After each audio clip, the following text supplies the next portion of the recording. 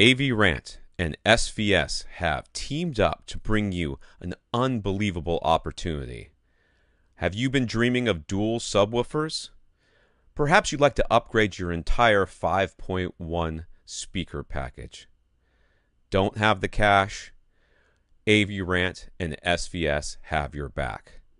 Go to www.avrant.com right now for your chance to win your choice of dual PB1000 subwoofers or a Prime 5.1 satellite speaker package. Contest ends September 30th.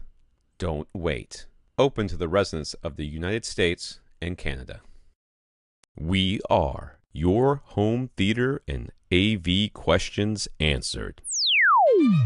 This is AVRant. Want your home theater or AV question answered by Tom and Rob? Send it to question@avrant.com. Welcome to AVRant. I'm Tom Andry, and I'm here with Rob H. Alan. So this is Alan, the long-winded. I don't even remember. It's been a long time since he's written in, right? Because I don't remember. Yeah, I don't remember even how he got that. I imagine I can figure out how he got that moniker, but whatever. Alan, the long-winded, says he has the Pioneer Andrew Jones speakers for over a year now, and he is still really enjoying them.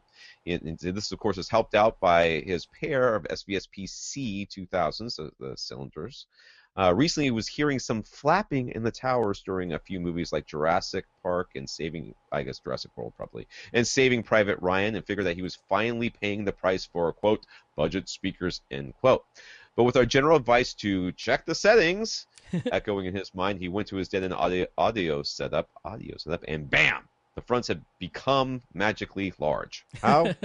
Gremlins. I don't know. Yeah. Anyways, he set them back to small, and it made the difference that we would expect it to make, i.e., the speakers are no longer trying to reproduce sounds they can't, and therefore all that flapping and weird distortion went away for the most part. And, of course, no more ready-to-explode drivers. After listening a little longer and still hearing the occasional flap, he nudged the crossover from 80 hertz to 100 hertz, and now all is right with the world.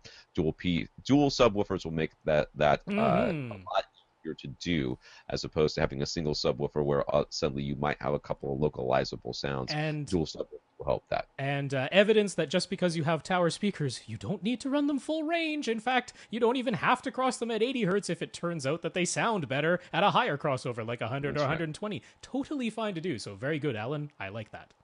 All right.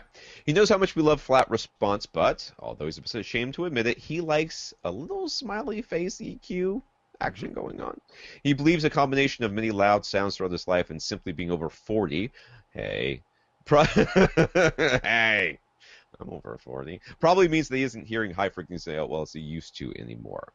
You're not alone, and I absolutely likely. Yeah, I absolutely believe. Well, I like the smiley face on the I don't know, whatever the smirk, maybe the smirk. So the bass is goosed a little bit. Right. Yeah. I don't necessarily like the high end boosted. But we used to make the joke that Macintosh speakers were so bright all the time, and they're painfully bright. Not all of them, obviously, but those big the line array ones with all the little quarter-sized tweeters in them, painfully bright. We used to say when we went to shows that was because anybody had enough money to buy them couldn't hear high frequencies and needed that boost. Yeah. So. Yeah, so you very well may be the case there. Lastly, he sees to compensate. He's tried putting some T-shirt fabric draped over his tweeters when he ran Audyssey. He figured that by slightly attenuating the tweeters during measurement, he'd trick Audyssey into boosting the high frequencies a little bit. He has convinced himself that it made a difference. So, do we really believe it has? I'm going to say yes, that you will not start fiddling with things. Yeah, that's true. If you like the sound, that is number one. That is enough.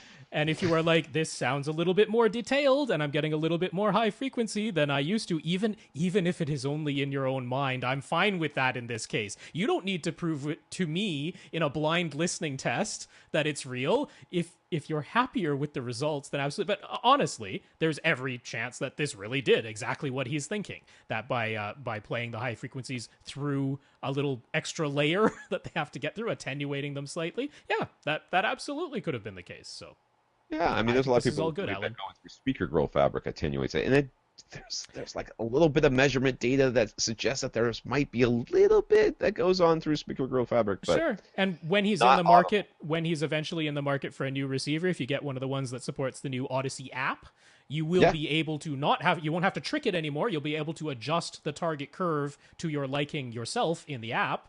And give it a little high frequency boost if you want to. There's the flat, okay, so whatever the straight Audyssey is, but isn't the other Audyssey, doesn't it? It rolls off.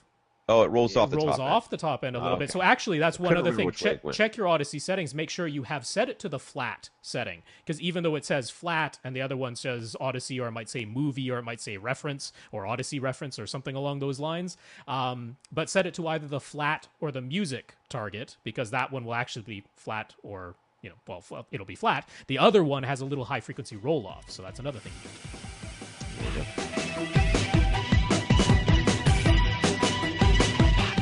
Want your question answered? Send it to question@avrant.com.